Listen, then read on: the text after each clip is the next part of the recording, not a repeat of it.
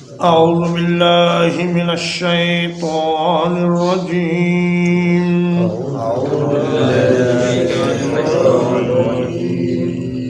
ألهم أرجل يمشون بها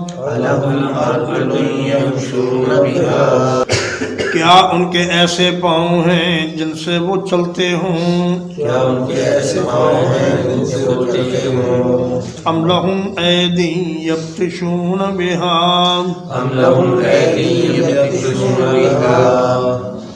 یا کیا ان کے ایسے ہاتھ ہیں جن سے وہ پکڑتے ہوں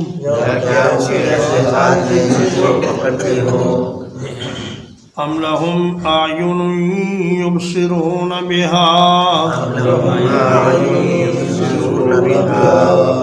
کیا ان کی ایسی آنکھیں ہیں جن سے وہ دیکھ سکتے ہوں ام لہم آذان یسمعون بہا کیا ان کے ایسے کان ہیں جس سے وہ سن سکتے ہوں قل ادعوا شرکاءکم کہہ دیجئے بلا لو اپنے شریکوں کو ثم کیدونی پھر میرے خلاف سازش کرو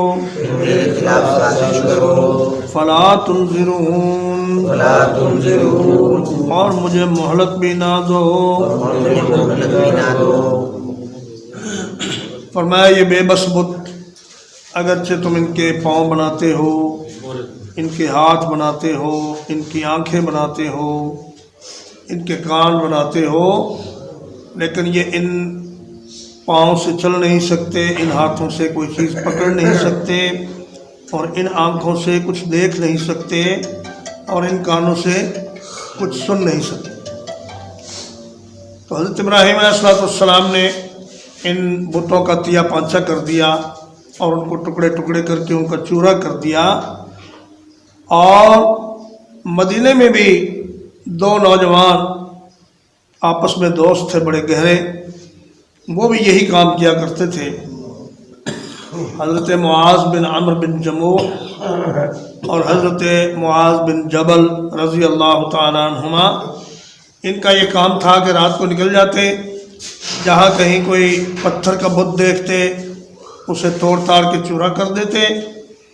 اور جہاں کوئی لکڑی کا بت دیکھتے اسے کاٹ پھاٹ کر بیوہ عورتوں کو دے دیتے کہ لو تم ان کو جلاؤ اپنے چولہوں میں اور کھانے پکاؤ ان کا جو والد تھا حضرت معاذ بن عمرو بن جموح کا عمرو بن جموح یہ بھی بت پرست تھا اس نے اپنا لکڑی کا ایک خدا بنایا ہوا تھا اور اس کو بڑا صاف سف کر کے اس پر خوشبو وغیرہ چھڑک کے اس کو رکھا کرتا تھا اور اس سے مرادیں مانگتا تھا تو انہوں نے سوچا آپس میں مشورہ کیا کہ اب بزرگوں کو کیسے راہ راست پہ لایا جائے اگر ہم ان سے کہیں کہ اس بت کو چھوڑ دو تو یہ تو نہیں چھوڑیں گے ان کو بڑی عقیدت ہے اس کے ساتھ تو انہوں نے ایک منصوبہ بنایا کہ اس بت کی بے بسی اور ذلت بزرگوں پر ظاہر کی جائے چنانچہ وہ ایک رات گئے اور اس بت کے اوپر گندگی اور پاخانہ مل کے آ گئے اور صبح جب عمرو بن جموح اس کے عبادت کے لیے اٹھے تو دیکھا کہ وہ تو گندگی میں لت پت ہے تو کہا پتہ نہیں کس دشمن نے تمہارا یہ حال کر دیا اسے دھویا صاف کیا اور پھر اس کو خوشبو لگائی اور پھر اس سے مرادیں مانگنی شروع کر دیں دوسرے دن انہوں نے پھر ایسا ہی کیا لیکن پھر بھی وہ اپنے کام سے باز نہ آئے اور انہوں نے اس کو دھو دھا کر خوشبو لگا کر پھر اس کو ٹھیک ٹھاک کر لیا تیسرے دن انہوں نے یہ کیا کہ ایک کتے کا مرا ہوا بچہ تھا اس کو پکڑا اور اس بت کے گلے میں اسے باندھ دیا پھر اس کو اٹھا کر محلے کا ایک کنواں تھا جس میں لوگ اپنا کوڑا کرکٹ پھینک دیتے تھے اس میں جا کر اس بت کو پھینک دیا تو یہ اٹھے صبح اور اپنے بت کو موجود نہ پا کر تلاش کے لیے نکلے۔ جب دیکھا کہ وہ تو ایک کنویں میں پڑا ہوا ہے اور اس کے گلے میں کتے کا ایک مردہ بچہ بندھا ہوا ہے، تو انہیں بت سے اور بت پرستی سے نفرت ہو گئی، اور وہ کہنے لگے کہ واللہ لو کنت الہا لم تکن انت وکلب وسط بئر فی قرن، اللہ کی قسم اگر تم الہ ہوتے، معبود ہوتے، تو تم اور کتے کا بچہ اس طرح بے بس ہو کر کنویں کے درمیان میں نہ پڑے ہوتے۔ تو نبی کریم صلی اللہ علیہ وسلم کی خدمت میں حاضر ہوئے اور اسلام میں داخل ہو گئے، اور اس کے بعد غزوہ احد کا جب موقع آیا تو بڑے اصرار کے ساتھ اسلامی لشکر میں شامل ہوئے اور غزوہ احد میں ہی شہید ہو گئے، رضی اللہ عنہ وارضاہ وجعل جنت الفردوس مأواہ۔ تو فرمایا کہ یہ بے بس بے جان بت، ان سے تم مرادیں مانگتے ہو، تم ان سب کو جمع کر کے میرے خلاف مکر و فریب کرو، مجھے کوئی مہلت نہ دو۔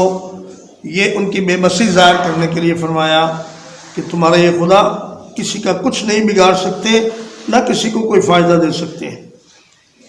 ان ولی اللہ الذی نزل الکتاب، ان ولی اللہ الذی نزل الکتاب، یقیناً میرا حمایتی تو وہ اللہ ہے جس نے کتاب کو نازل فرمایا، یقیناً میرا حمایتی تو وہ اللہ ہے جس نے کتاب کو نازل فرمایا، وَهُوَ يَتَوَلَّى الصَّالِحِينَ، وَهُوَ يَتَوَلَّى الصَّالِحِينَ، اور وہی نیکوکار لوگوں کی حمایت کرتا ہے۔ اور وہی نیکوکار لوگوں کی حمایت کرتا ہے۔ فرمایا جاؤ اپنے سارے ان معبودوں کو جمع کر کے مجھے کوئی نقصان پہنچا کے دکھاؤ، میرا حمایتی اور میرا مددگار اور میرا دوست اور میرا سرپرست اللہ رب العزت ہے، جس نے قرآن مجید کو نازل کیا ہے، اور میرا اسی پر بھروسہ ہے۔ تمہیں میں چیلنج کرتا ہوں کہ یہ تمہارے سارے بابے اور تمہارے سارے خدا اور تمہارے سارے بت مل کر میرا ایک بال بھی بیکا نہیں کر سکتے اگر اللہ نہ چاہے۔ والذین تدعون من دونہ، والذین تدعون من دونہ، اور وہ لوگ جنہیں تم اس کے سوا پکارتے ہو، اور وہ لوگ جنہیں تم اس کے سوا پکارتے ہو، لا یستطیعون نصرکم، لا یستطیعون نصرکم، وہ تمہاری کسی مدد کی طاقت نہیں رکھتے، وہ تمہاری کسی مدد کی طاقت نہیں رکھتے، ولا انفسهم ینصرون، ولا انفسهم ینصرون، اور نہ ہی وہ اپنے آپ کی مدد کر سکتے ہیں۔ نہ ہی وہ اپنے آپ کی مدد کر سکتے ہیں۔ یہ بات پہلے بھی چند آیتیں پہلے گزر چکی ہے، اور دوبارہ اس کو لانے کا مقصد یہ ہے تاکہ ان بتوں کی بے بسی مکمل طور پر خوب واضح ہو جائے اور لوگوں کو یہ بات ذہن نشین ہو جائے کہ یہ بت بیچارے خود محتاج ہیں، اور ان سے تو فرمایا تم بہتر ہو کہ جو چل رہے ہو، جو دیکھ رہے ہو، جو ہاتھوں سے چیزیں پکڑ رہے ہو، جو کانوں سے سن رہے ہو، یہ تو اتنی بھی صلاحیت نہیں رکھتے کہ کچھ سن ہی لیں یا دیکھ ہی لیں یا چل ہی لیں۔ ان سے تو تم ان کے پجاری بہتر ہو۔ وَإِن تَدْعُوهُمْ إِلَى الْهُدَىٰ لَا يَسْمَعُوا، وَإِن تَدْعُوهُمْ إِلَى الْهُدَىٰ لَا يَسْمَعُوا، اور اگر آپ ان کو دعوت دیں سیدھے راستے کی طرف تو نہیں سنیں گے، اور اگر آپ ان کو دعوت دیں سیدھے راستے کی طرف تو نہیں سنیں گے، وَتَرَاهُمْ يَنظُرُونَ إِلَيْكَ، وَتَرَاهُمْ يَنظُرُونَ إِلَيْكَ، اور آپ دیکھتے ہیں کہ وہ آپ کی طرف دیکھ رہے ہیں، آپ دیکھتے ہیں تو آپ کی طرف دیکھ رہے ہیں، وَهُمْ لَا يُبْصِرُونَ، وَهُمْ لَا يُبْصِرُونَ، حالانکہ وہ کچھ بھی نہیں دیکھ پاتے۔ حالانکہ وہ کچھ بھی نہیں دیکھ پاتے۔ فرمایا ان بتوں کو اگر دعوت دی جائے سیدھے راستے کی طرف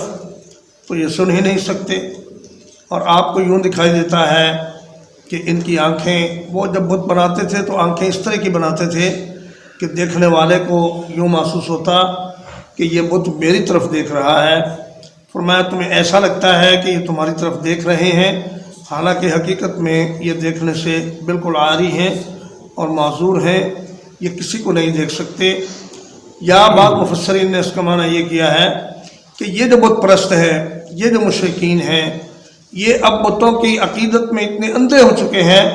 کہ اگر آپ ان کو ہدایت کی طرف دعوت دیں تو یہ آپ کی بات سننے سے ہی انکار کر دیں گے، اور آپ کی طرف یہ دیکھتے تو ہیں لیکن حقیقت میں ان کی دل کی آنکھیں بند ہیں اور یہ آپ کی نبوت کو پہچان نہیں سکتے۔ خذ العفو وأمر بالعرف، درگزر کو اختیار کیجئے اور بھلائی کا حکم دیجئے، وَأَعْرِضْ عَنِ الْجَاهِلِينَ، اور جاہلوں سے کنارہ کش رہیے۔ فرمایا کہ آپ ان کے ساتھ نرمی کا معاملہ کریں، یہ جاہل ہیں، بے وقوف ہیں، ان کو عقل نہیں، اور آپ ان کے ساتھ آہستہ آہستہ نرمی سے درگزر کے ساتھ انہیں نیکی کا حکم دیتے رہیں، اور ان کی نادانیوں سے اور ان کی جہالتوں سے صرف نظر کیجئے۔ اس آیت کریمہ کے مضمون کو ایک شاعر نے اپنے اشعار میں یوں پیش کیا ہے کہ خذ العفو وأمر بعرف کما امرت وأعرض عن الجاہلین۔ وہ کہتا ہے کہ درگزر کو اختیار کریں اور نیکی کا حکم کرتے رہیں اور جاہلوں سے منہ پھیر کر رہیں۔ وَلِن فِي الْكَلَامِ بِكُلِّ الْأَنَامِ فَمُسْتَحْسَنٌ مِّن ذَوِي الْجَاهِلِينَ۔ فرماتے ہیں کہ ہر انسان سے آپ نرم گفتگو کیجئے، اچھی اور پیاری بات کیجئے، اس لیے کہ جس آدمی کو عزت اور شہرت اور دولت مل جاتی ہے اس کو پھر یہی بات زیب دیتی ہے کہ وہ نرمی اختیار کرے۔ اگر آدمی عزت اور عہدہ اور پیسہ ملنے کے بعد لوگوں کے ساتھ بد اخلاقی شروع کر دے تو یہ اس کی شخصیت پر بہت بڑا دبا ہے اور بڑا داغ ہے۔ انسان وہ اچھا ہے کہ جو اپنے تمام تر اختیارات اور مالداری اور اپنے منصب کے باوجود لوگوں کے ساتھ محبت سے اور نرمی سے پیش آئے۔ اور ایک صحابی نے رسول اللہ صلی اللہ علیہ وسلم سے اس آیت کریمہ کا معنی پوچھا تو آپ نے فرمایا اس کا معنی یہ ہے کہ جو تیرے ساتھ ظلم کرے اسے معاف کر دے، اور جو تجھ سے کٹ کے رہے تو اس کے ساتھ جڑ کے رہو، اور جو تیرے ساتھ ناجائز حرکت کرے تو اس کے ساتھ درگزر کر اور اس سے کنارہ کش ہو جا۔ وَإِمَّا يَنزَغَنَّكَ مِنَ الشَّيْطَانِ نَزْغٌ،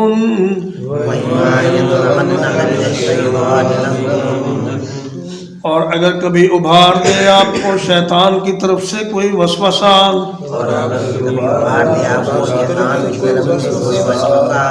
فَاسْتَعِذْ بِاللَّهِ، تو اللہ سے پناہ طلب کر لیا کر، انہ سمیع علیم، یقیناً وہ بہت سننے والا خوب جاننے والا ہے۔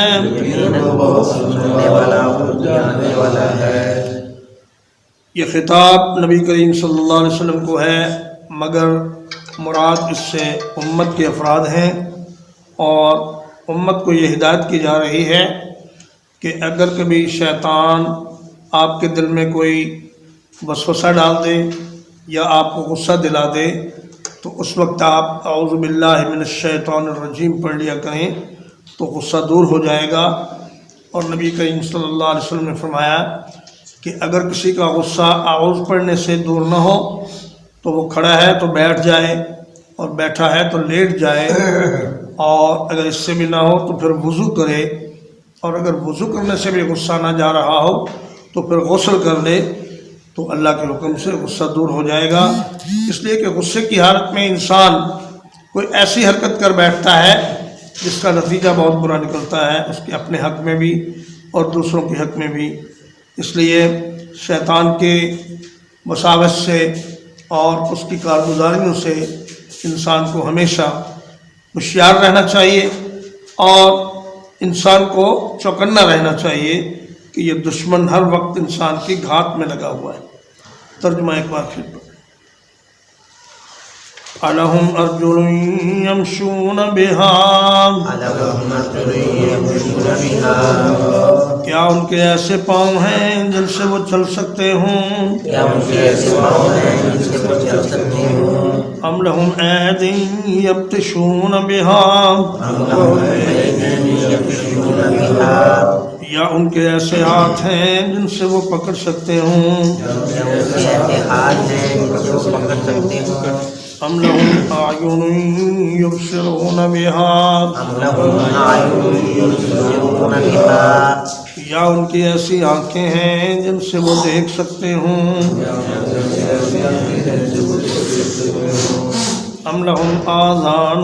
یسمعون بہا، أم لهم آذان يسمعون بها، کیا ان کے ایسے کان ہیں جن سے وہ سن سکتے ہوں؟ کیا ان کے ایسے کان ہیں جن سے وہ سن سکتے ہوں؟ قل ادعوا شرکاءکم، قل ادعوا شرکاءکم، کہہ دیجئے بلا لو اپنے شریکوں کو، کہہ دیجئے بلا لو اپنے شریکوں کو، ثم کیدون فلا تنظرون، مکیدون فلا تنظرون، پھر میرے خلاف تدبیر کرو اور مجھے مہلت بھی نہ دو۔ پھر میرے خلاف تدبیر کرو اور مجھے مہلت بھی نہ دو۔ ان ولی اللہ الذی نزل الکتاب، ان ولی اللہ الذی نزل الکتاب، یقیناً میرا مددگار وہ اللہ ہے جس نے کتاب کو نازل کیا، یقیناً میرا مددگار وہ اللہ ہے جس نے کتاب کو نازل کیا، وَهُوَ يَتَوَلَّى الصَّالِحِينَ، وَيَتَوَلَّى الصَّالِحِينَ، اور وہ نیکوکاروں کی حمایت کرتا ہے، اور وہ نیکوکاروں کی حمایت کرتا ہے، وَالَّذِينَ تَدْعُونَ مِن دُونِهِ، وَالَّذِينَ تَدْعُونَ مِن دُونِهِ، اور وہ لوگ جنہیں تم اللہ کے سوا پکارتے ہو، اور وہ لوگ جنہیں تم اللہ کے سوا پکارتے ہو، لا يستطيعون نصركم، لا يستطيعون نصركم، وہ نہیں طاقت رکھتے تمہاری کسی مدد کی، وہ نہیں طاقت رکھتے تمہاری کسی مدد کی، ولا انفسهم ينصرون، ولا انفسهم ينصرون، اور نہ ہی وہ اپنے آپ کی مدد کر سکتے ہیں، اور نہ ہی وہ اپنے آپ کی مدد کر سکتے ہیں، وَإِن تَدْعُوهُمْ إِلَى الْهُدَىٰ لَا يَسْمَعُوا، وَتَدْعُوهُمْ إِلَى الْهُدَىٰ لَا يَسْمَعُوا، اور اگر آپ ان کو بلائیں سیدھے راستے کی طرف تو نہیں سنیں گے، اور اگر آپ ان کو بلائیں سیدھے راستے کی طرف تو وہ نہیں سنیں گے، وَتَرَاهُمْ يَنظُرُونَ إِلَيْكَ، وَتَرَاهُمْ يَنظُرُونَ إِلَيْكَ، اور آپ دیکھتے ہیں کہ وہ آپ کی طرف دیکھ رہے ہیں، اور آپ دیکھتے ہیں کہ وہ آپ کی طرف دیکھ رہے ہیں، وَهُمْ لَا يُبْصِرُونَ، حالانکہ انہیں کچھ نظر نہیں آ رہا، حالانکہ انہیں کچھ نظر نہیں آ رہا، خُذِ الْعَفْوَ وَأْمُرْ بِالْعُرْفِ، خُذِ الْعَفْوَ وَأْمُرْ بِالْعُرْفِ، درگزر کو اختیار کیجئے اور بھلائی کا حکم دیجئے، وَأَعْرِضْ عَنِ الْجَاهِلِينَ، اور جاہلوں سے کنارہ کش رہیے، وَإِمَّا يَنزَغَنَّكَ مِنَ الشَّيْطَانِ نَزْغٌ، وَإِمَّا يَنزَغَنَّكَ مِنَ الشَّيْطَانِ نَزْغٌ،